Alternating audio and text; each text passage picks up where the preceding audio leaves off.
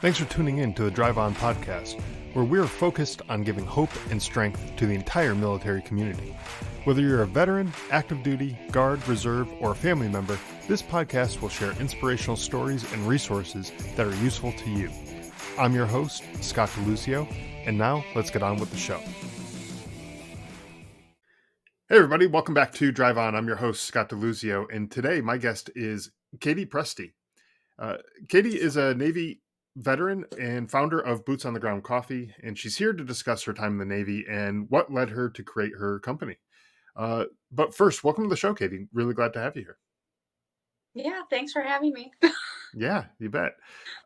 So maybe we can start off with a little bit of an introduction. I know I just talked a little bit about you there, but for folks that might not be familiar with you, could you tell us about your background and your journey as a Navy veteran? What inspired you to join the Navy? Some of your experiences, that type of stuff during the service. Okay, yeah. I joined in 2011. I was in for 10 years.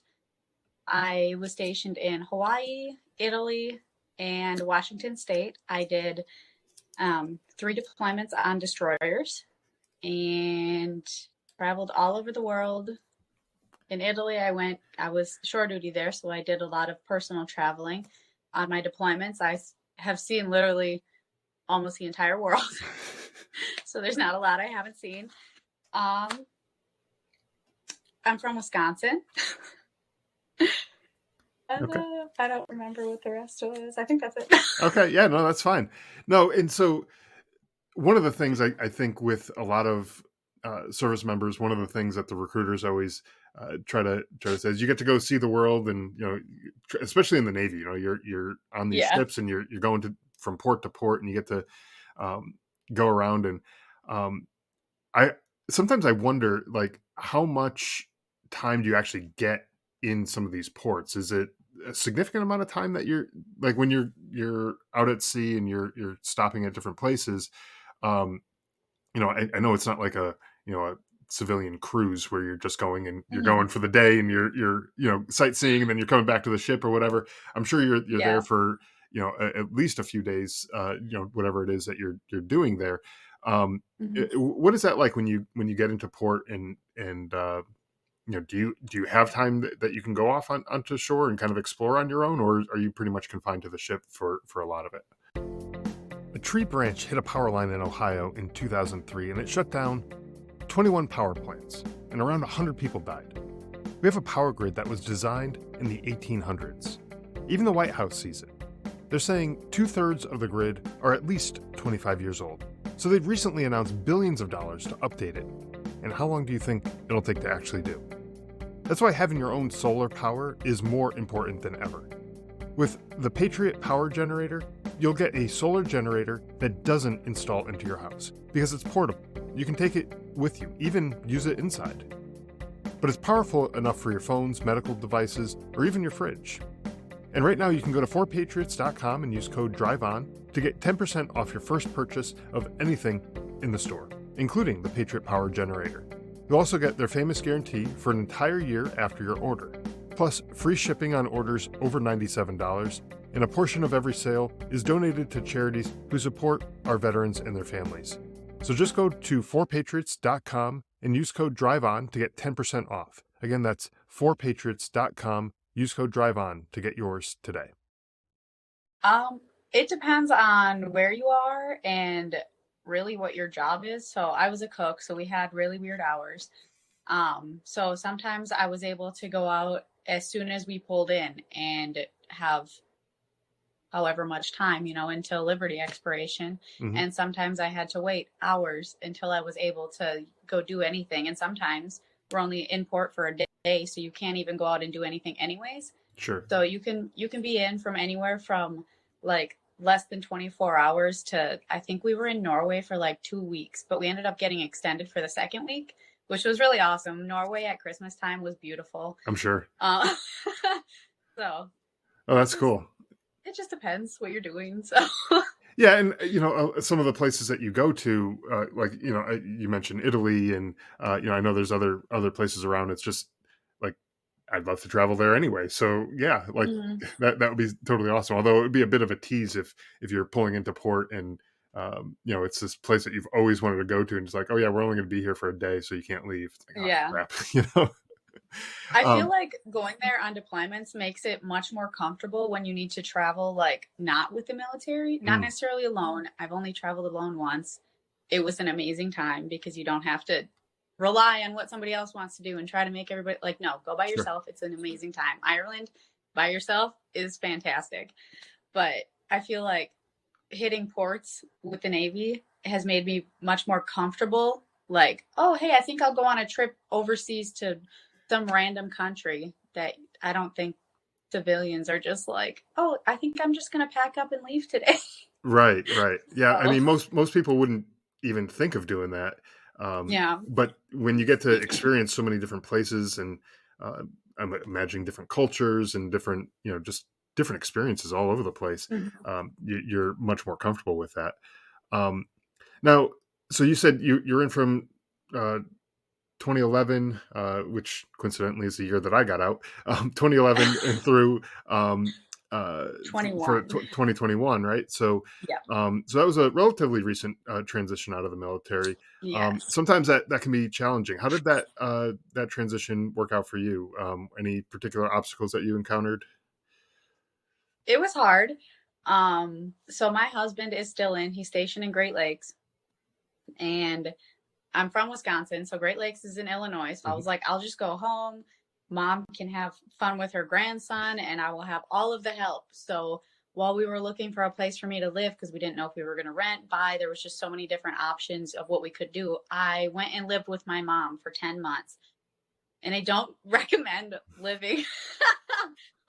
I don't like living with people because then you just get irritated of them. Sure. I'm so grateful that I was able to do it, but the hardest part was having somebody there constantly. Like in the military, you're surrounded by people, but you're by yourself. Even if you're with your friends, like you're doing your own thing. Mm-hmm. But having like family there to be like, oh yeah, what are you doing today? Oh, what did you do? And I'm like, okay, get out of my business. It Sure. was very difficult. That was, it sounds really stupid, but that was probably the hardest part was having somebody constantly there asking questions. Yeah. Oh, let me tag along too with whatever it is that Yeah, you I'm have like, going on today, oh, right? yeah, it Yeah, was I can imagine odd. that. So so that transition you said was a little bit difficult. You did have some help from family, which Yes. could be a blessing in disguise a Yeah. little bit, right? I mean, or it could be a bit of a curse at times too, maybe. If it's Mhm. too overbearing. Anything in particular that was difficult as far as that transition went, and how did you kind of overcome any of the difficulties? I hired a life coach Okay. to help me because I was like, I don't know what is happening to me. I was so angry. I'm like, I am angry. I'm frustrated. I'm irritable. I'm like, I don't understand. And I was like, I just feel like eyes were on me. And I'm like, okay. I was like, this is too much. So I hired somebody to like, I think it was like a month-long course or something with them. And I was like, oh, okay. So, and it's not just me. Like, cool. Sure. And I found out that it's common for this to happen when people get out. I was like, I had no idea. Somebody could have warned me because I thought I was crazy. Well, that's one of those things that I would think when people are transitioning out. I know they have like taps, and they have stuff like that to kind of help, but Mhm. it's almost like drinking from a fire hose. Like you get so much information thrown at you at once, and it's like there's Yeah. no way you're going to retain all of it.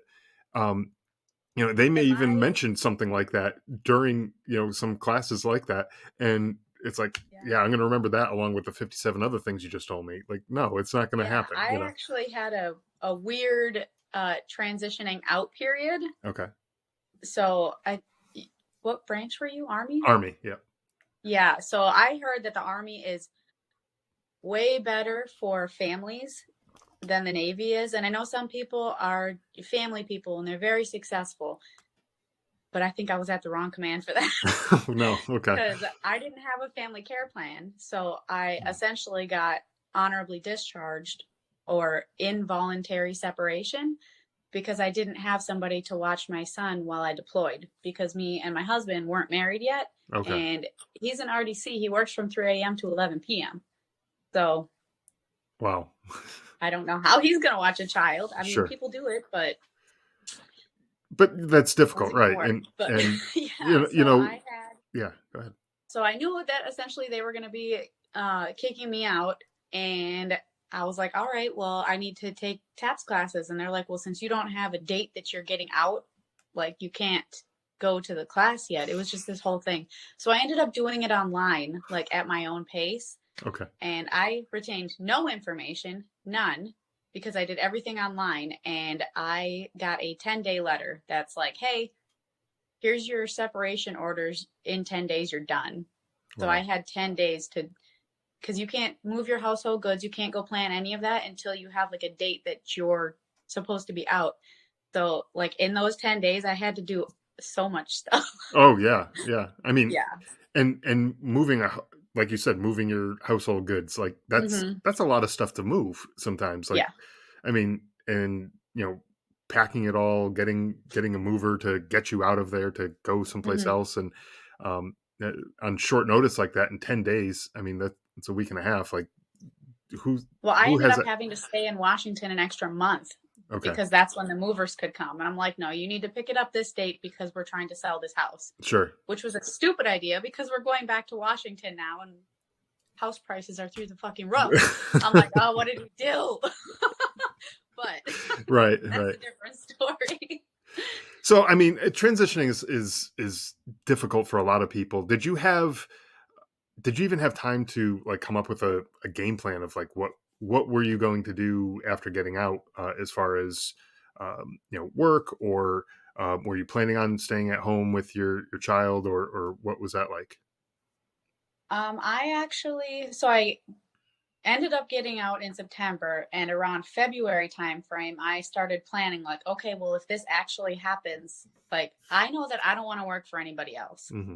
And so I was talking to my mom about it. And I don't know if you've ever been to Washington. I don't know where you're from, but they have the little like coffee stands everywhere, like every corner, just a little. And I loved them so much. Hmm. I just loved them. So I bought a coffee trailer Okay. and I did that for a year. And I knew that we were going to be moving next year. So I sold it to my sister because I needed to sell it and she wanted it. So Oh, I recently sold that.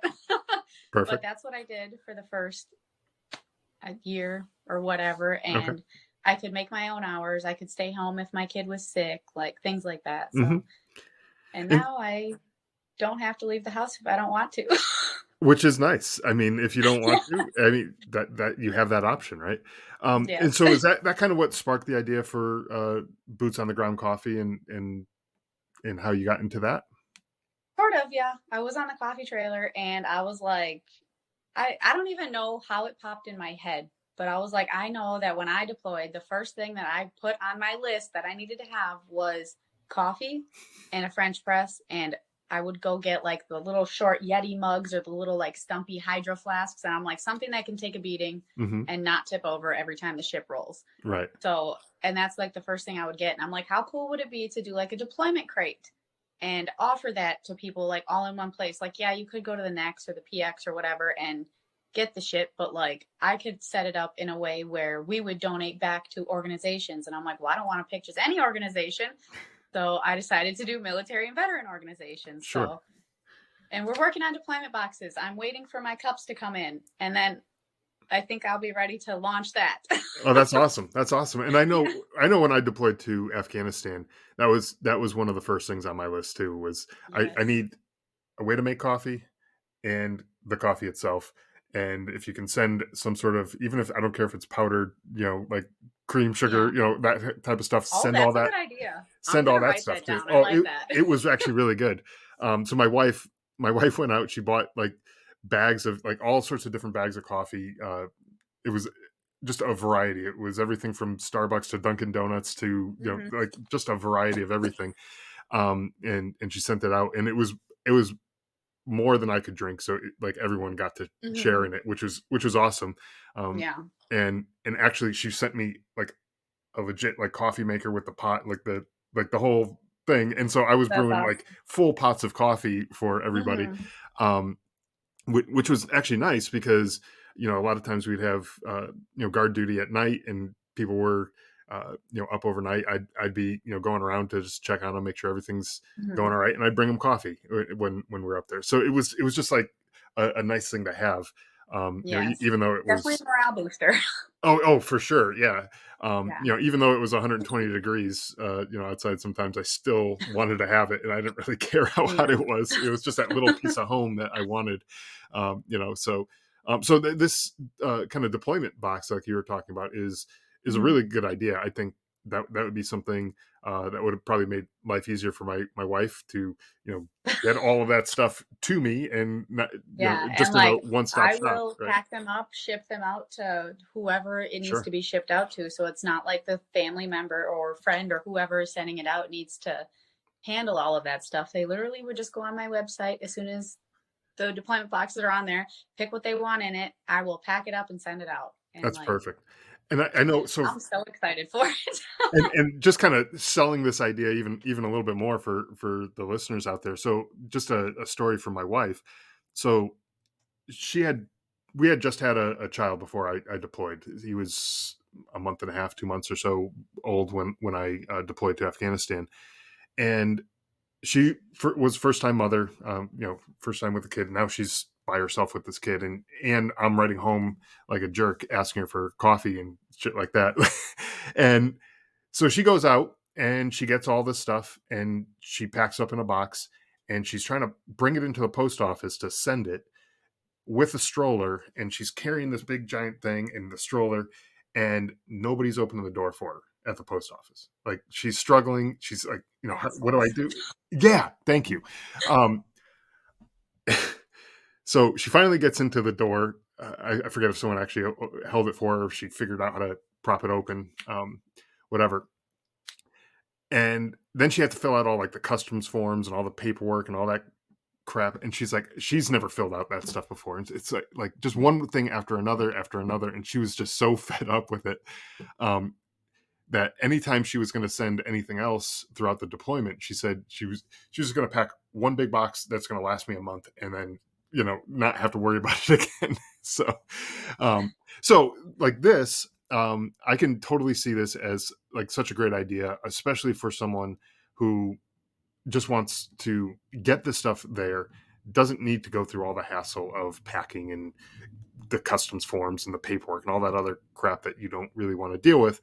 Mhm. I mean, having that service there, I think, is great. And coffee is such, like you said, it was such a big morale booster for people. It really helps, and it helps a whole lot more than when we got sent chocolate. I don't know Yeah. if you've ever. Okay, I'm Yeah. guessing. I'm guessing you've probably seen some care packages that had We've melted had some chocolate all large over it. Christmas boxes of candy. And I'm Yeah, like, yeah, cool, but some of these people could use some deodorant. sure. Yeah. Well, I mean, and even Deodorant, coffee. and even but with the chocolate, like, we would get it and it would be melted and it would melt all Oh, over everything inside the box. So everything is covered in sticky chocolate now. So even if there was deodorant in there, it's like now it's covered in chocolate, and it's like now we got to go wash it off. And it was it's a just, it good was a pain in effort. the ass. It was a nice thought, but coffee ships a whole lot better. So, Yes. um, so you were talking before how you have this goal of donating to the various military and veteran causes. Um, uh, what are some of the organizations that you support, and what are their missions and what do they do? I should have pulled this list up sooner. Okay, So no problem. we've only been we've only been around since November of last year. Okay, so almost a year. And Well, actually, by the time yes, this episode almost. comes out, it'll be Oh, over a year. Yeah. yeah. So I happy knew we just anniversary about a it. little bit And early. well, thank you. But we have donated to organizations that oh, right here it is. We've donated to Combat Sexual Assault, Veteran Help Point, 220, Make a Vet Sweat, Visionary Veterans, 22 Mohawks, Protect Our Defenders, Vets for Success, Mighty Hero Homes, and Paws Healing Heroes. Awesome. And this month is Glass Soldiers. So a lot of organizations that help veterans with PTSD, organizations that help fight against sexual assault in the military, significant amount of that. Hmm. um, yeah, I have a lot of PTSD, type of PTSD, sexual assault, Yeah. and veteran help is my Well, and I think that thing I see. those organizations are really important to support because there is such a big problem with all of those things. Unfortunately, Hmm. you know, PTSD. Um, people are coming back, and it doesn't even have to be combat related PTSD. It could be even from the sexual assaults, like you were talking about. Like Yeah. there's PTSD that's involved with that as well, and um, luckily, I think we're starting to see attitudes shifting towards mental health, whereas 10, 15, 20 years ago, mental health was looked at kind of as a taboo type thing, and even before that, You get sent home for being crazy. yeah, exactly. And you see how people now are taking the approach where it's like, hey, we recognize that there's a problem with whatever's going on here, um, but it's something that we can work on and we can address this problem so that this person is not just sent home or kicked out of the Hmm. military for being crazy. They still got some fight left in them, and Yeah, let's like try to they're not help. broken. Yeah, exactly. I mean, Just need a little help. they might be a little damaged, right? But they Yeah. need the help to, just like if your car is got something squeaking going on under the hood, like you take it to the mechanic, you get it fixed, and it's good to go, and you can continue using it. You don't just throw the Hmm. car away because it's squeaking. Like it's the Yeah. same mindset, I think, as far as mental health goes.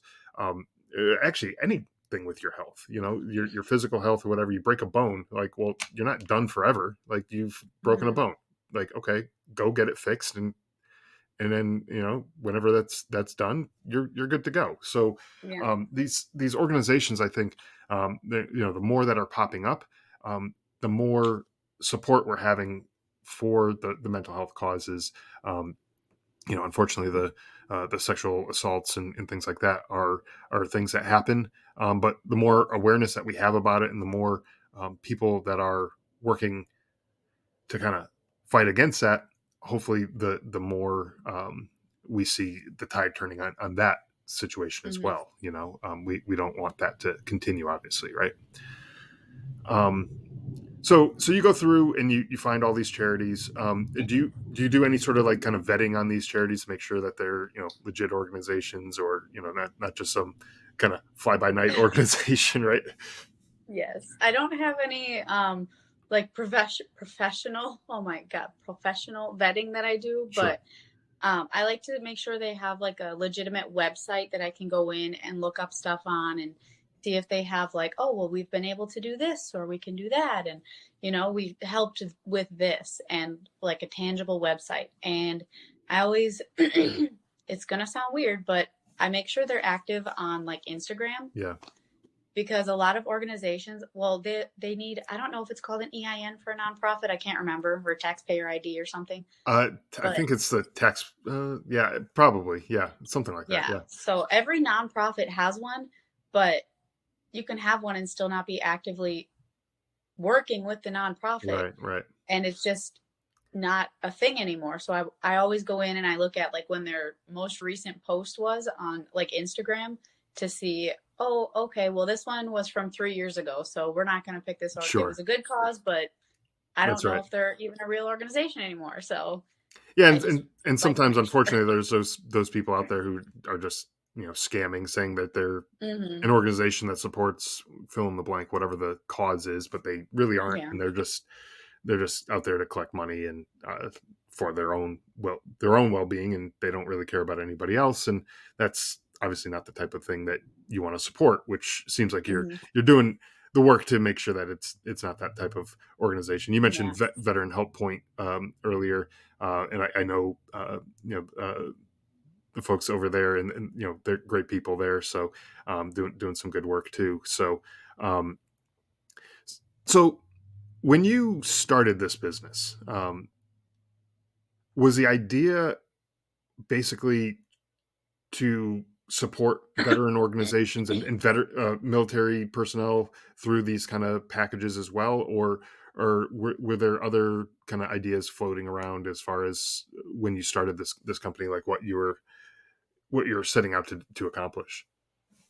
Well, I definitely wanted to do like the deployment crate. Hmm. I don't know what I'm gonna call it yet. Probably just the deployment crate. Sure, But it works. um, It's simple. It tells what it is, right? I mean, that works. yeah.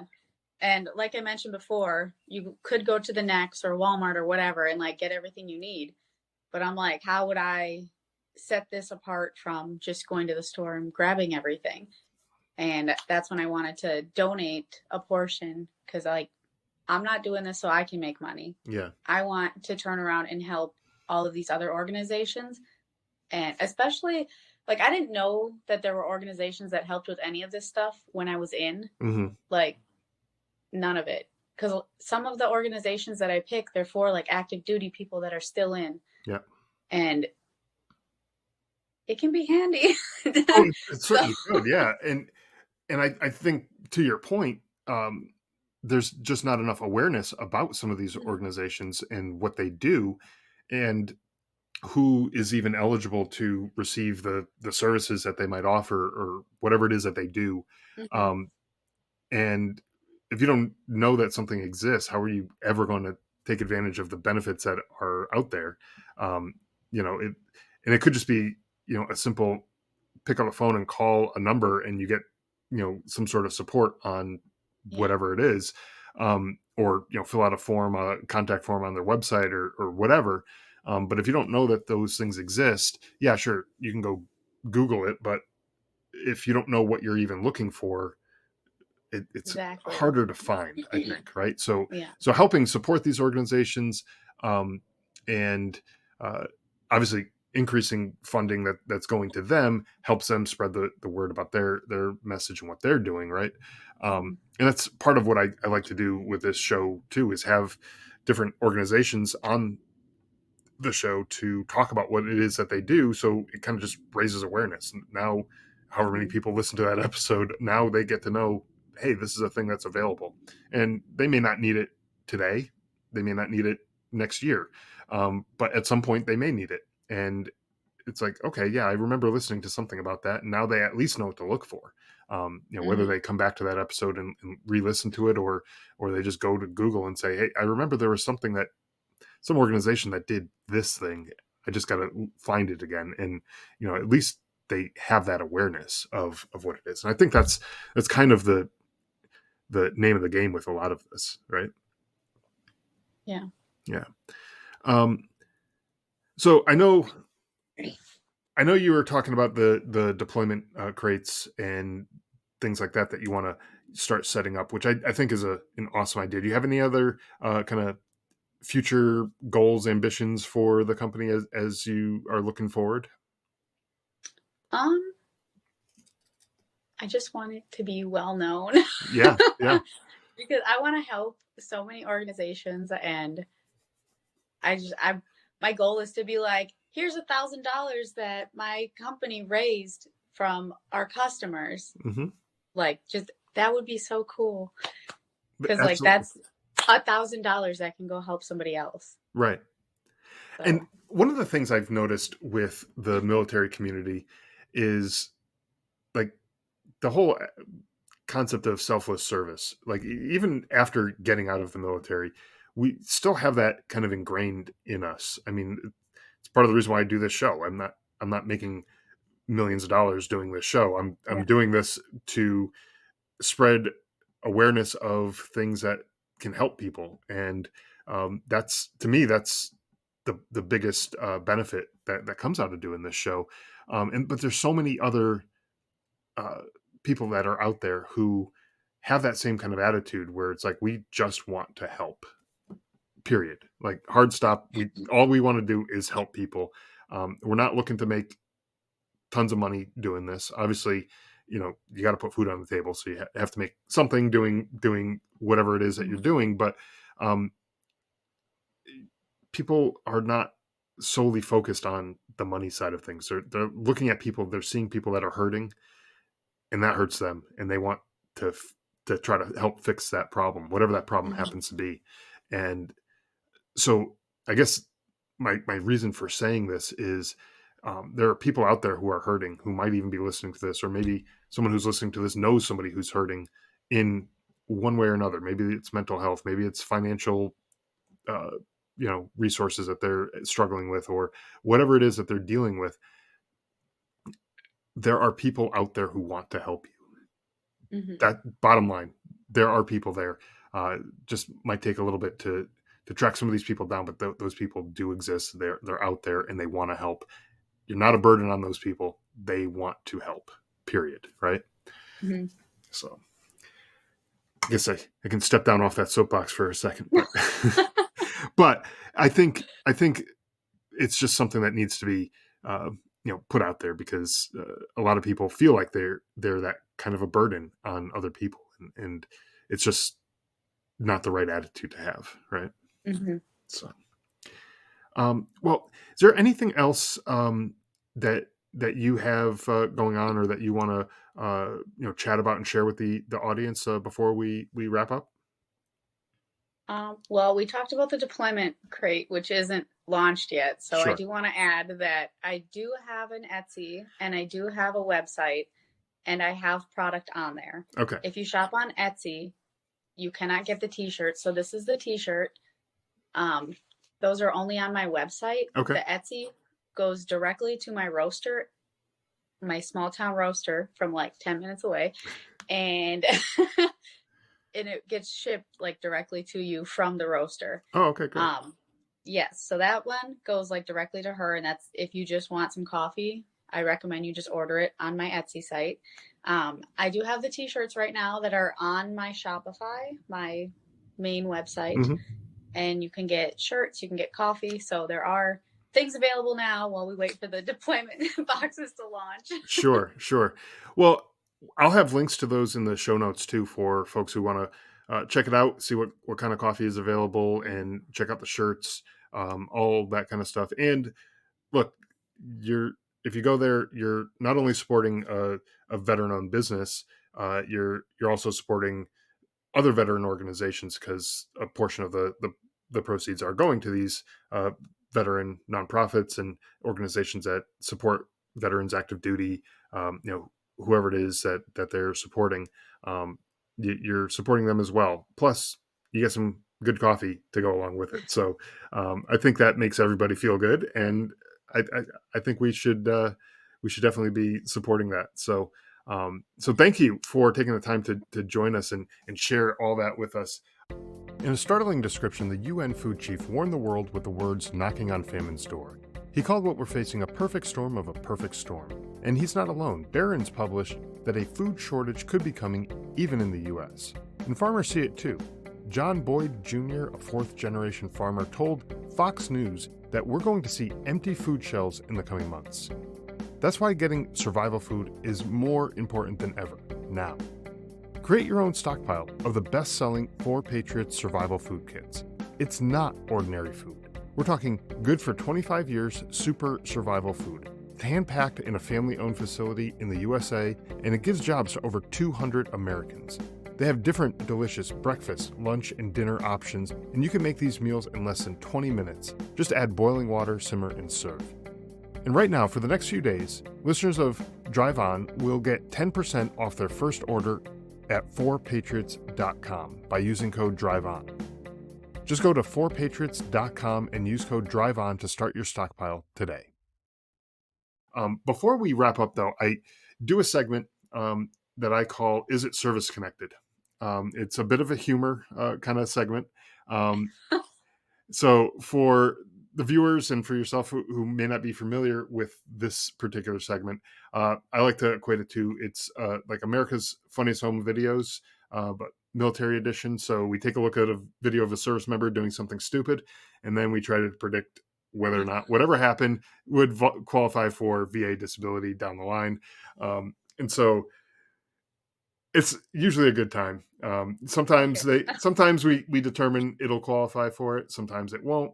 It all depends on the individual video and the individual situation. But regardless, it's a fun time to check out. So I'm going to share my screen with you right now.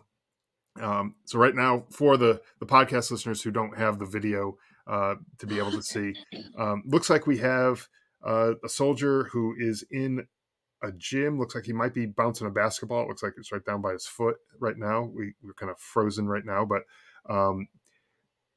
when I hit play, we're going to see what happens with this guy. And I'm guessing it's not going to end very well for him. He's trying to dunk off a chair, and the chair slides, and he's down on his back.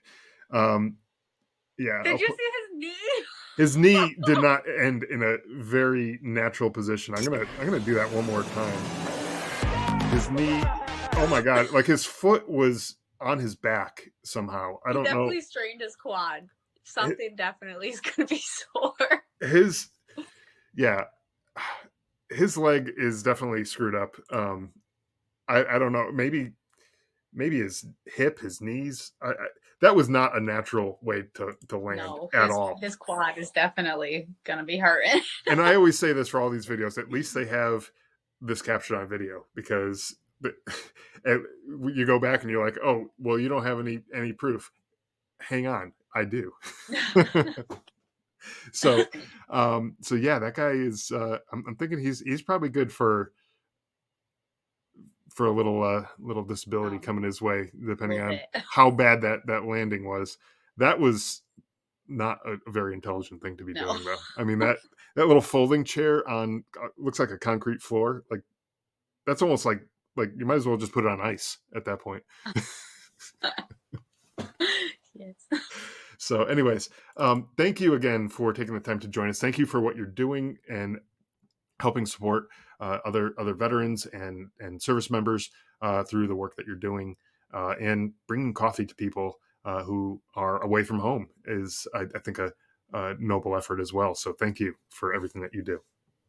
Thank you for having my company on. Yeah, you bet. On the podcast.